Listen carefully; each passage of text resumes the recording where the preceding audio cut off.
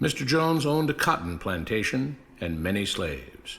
One day he was talking to the owner of the plantation next to his, and Mr. Jones was lamenting the fact that times were tough. He was having to work his slaves harder than ever, and was having trouble with some of them being disobedient or trying to run away. The other plantation owner said he knew someone who could help. Day 1. One day Mr. Jones called his slaves together so a man named Mr. Smith could talk to them. Before beginning, Mr. Smith whispered to Mr. Jones, "Whatever I say, do not contradict me or interfere, and I promise you your slave troubles will end." "My name is Mr. Smith," he said to the slaves, "and this may be the happiest day of your lives. From today forward, you will no longer be slaves, but free men."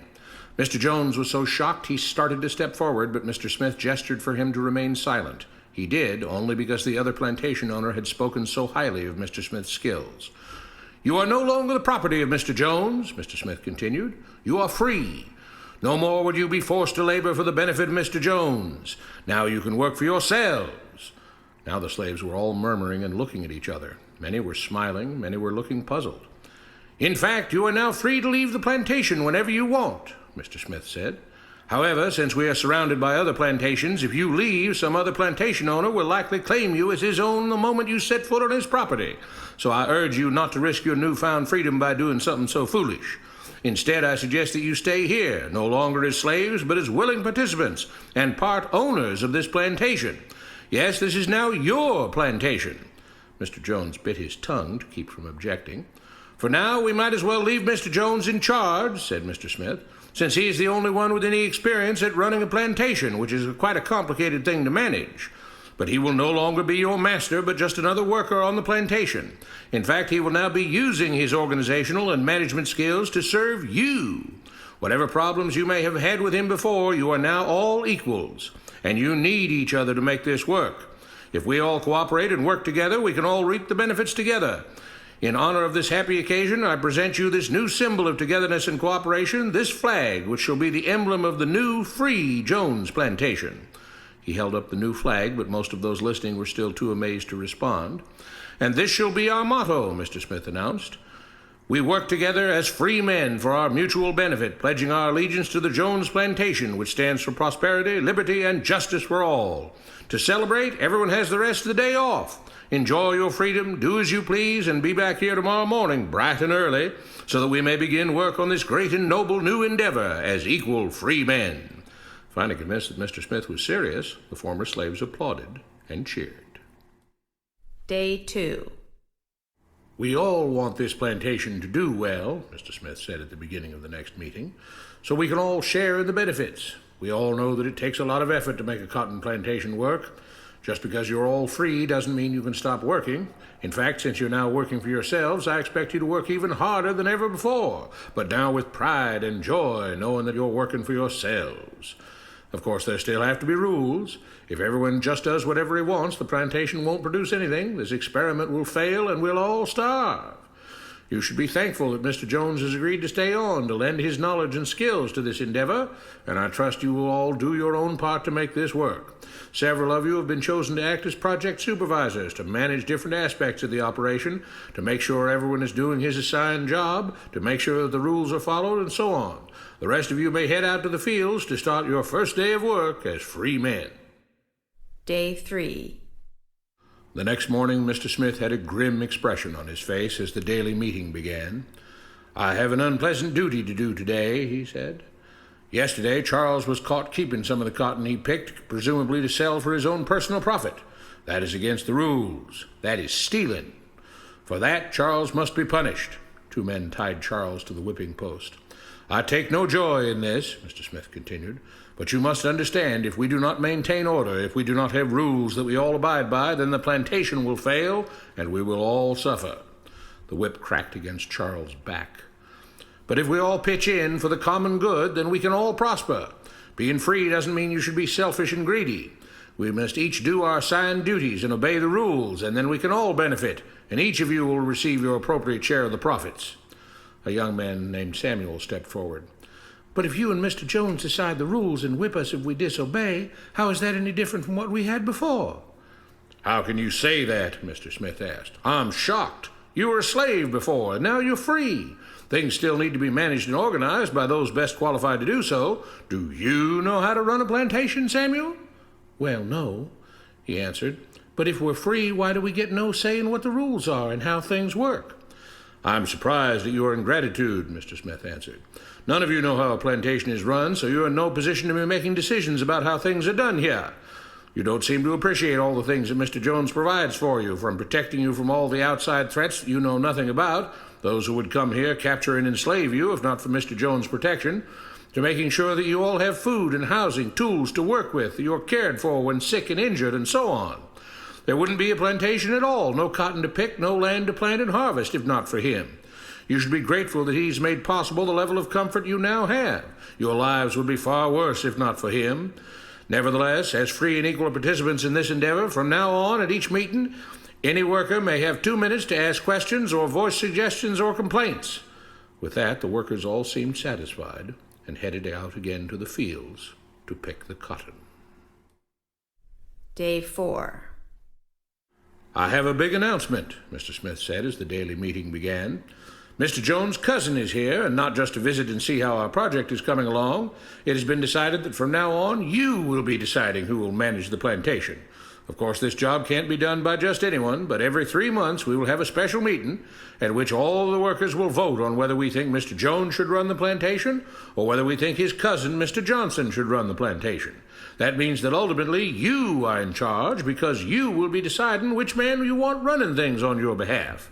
If you don't like the way things are being managed, you now have the power to change it."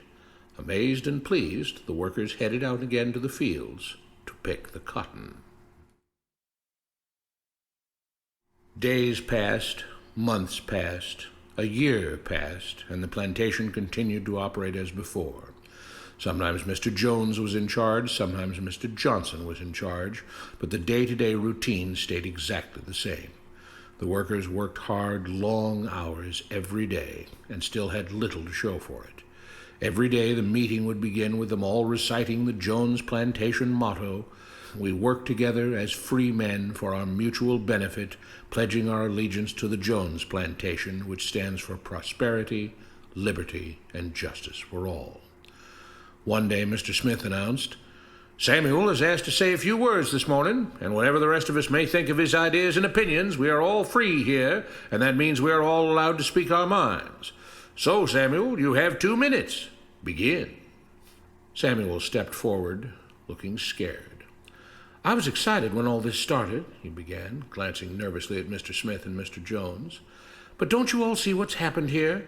Nothing has changed. We're all still slaves." There were grumbles of disagreement from the crowd. "They tell us what to do and whip us if we don't.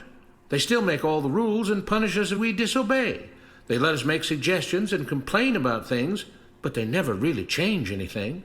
They let us choose between Mr. Jones and Mr. Johnson, but what's the difference? The situation stays the same. We do all of the work and they take as much as they want and decide how much they'll let us keep. They live in luxury, made rich by the cotton we pick. We do all the work and have to build our own huts, grow our own food, and take care of ourselves. They leave us just enough that we don't revolt or run away. This is not freedom. We're all still slaves. They've only changed the words they use, but nothing else has changed. They say we're all free and equal, but we're not. They command and we obey. That's not freedom. That's not equality. They say we're free to leave, but all that means is that we're free to be someone else's slave. Why should we work or obey the rules? We didn't agree to this. They made the system. They forced it on us. They control and rob us and call it freedom. They've deceived you into thinking that being able to choose which slave master you'll work for is the same as being free. It's not. Open your eyes. If you keep what you produce, they call it stealing. When they take what you produce, they call it sharing and fair distribution. Can't you see that this is all? Your time is up, Samuel, Mr. Smith announced calmly. At his gesture, 2 supervisors grabbed Samuel by the arms and led him to the whipping post. I'm sorry, Samuel, but you've broken the rules. There are rules against encouraging others not to work and encouraging others to break the rules. You're only hurting all of us with your discontentment and your complaining and your disobedience. The whip fell, and Samuel let out a grunt. Without rules, without order, all would be lost. Without law, there would be chaos. We can't just behave as wild animals, each doing whatever he pleases.